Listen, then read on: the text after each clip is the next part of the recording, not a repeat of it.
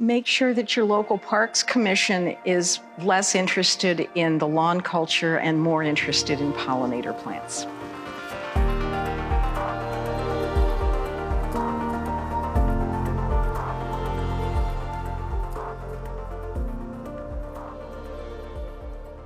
I am delighted today to be joined by Karen Kendrick-Hands, who is a Rotarian in the Rotary Club of Madison, Wisconsin since 2012. Yes.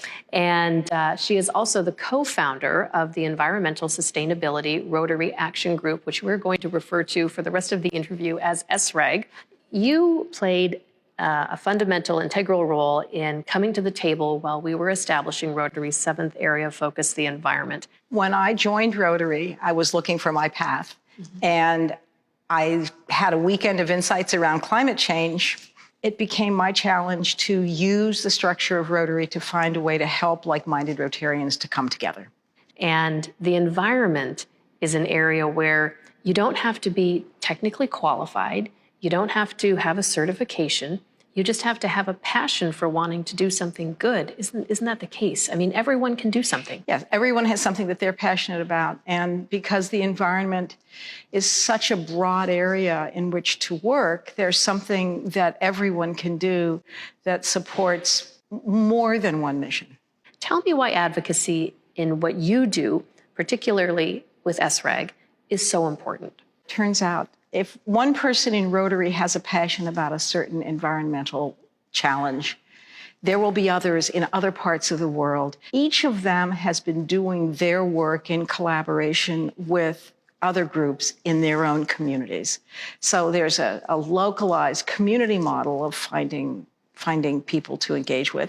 You're so right. And I mean, it really does speak to what you just said, that we're local, yet through our network, we're also global. We are one community at being able to take care of this one planet that we have.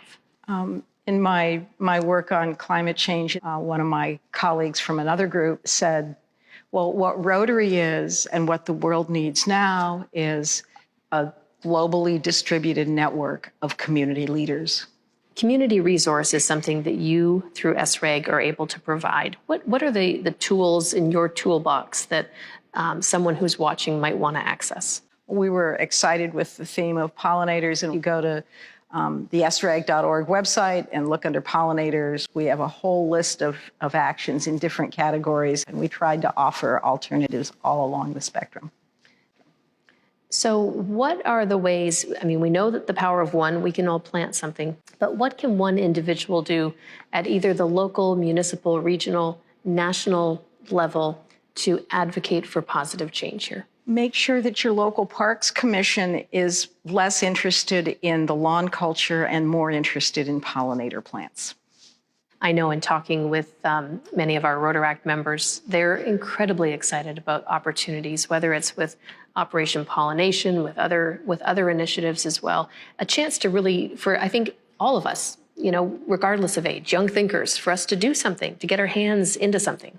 The young people, what resonates with them is the environment. And that's a direction that Rotary, I think, has a lot of untapped potential. You look at the 17 Sustainable Development Goals, and before we had the 7th area of focus, there were 6 that weren't covered. Now, as the quintessential humanitarian organization, all the work we do maps very well to all 17 Sustainable Development Goals. The world holds Rotary in reverence. They value our volunteers. They're excited when we show up.